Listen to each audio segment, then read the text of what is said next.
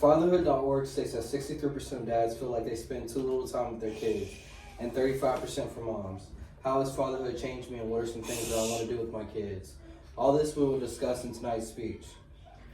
Today I'm going to talk about the dreams and aspirations or some traditions I want to start with my kids, and I'm going to talk about how fatherhood has changed me. Finally, I will tell some statistics on what it takes to be the best father in 2022. Credibility is that I'm a full-time father of two.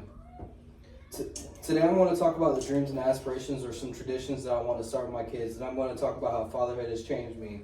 Finally, I will do what it takes to be the best father in 2022. Fatherhood.org states that 54% of dads and 52% of moms report that parenting is rewarding all the time.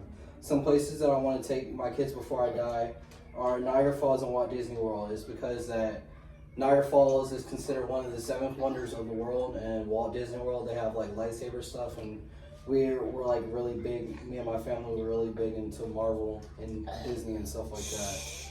I personally find parenting rewarding and have countless experiences with my kids that I wouldn't trade anything for the world.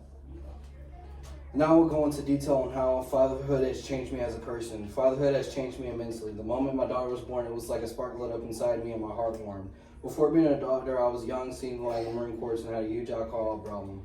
I would go get blackout drunk with my friends every weekend and spend hundreds on food, liquor, and clothes to go out in. All that changed when I had my first child at 21 on February 29, 2020.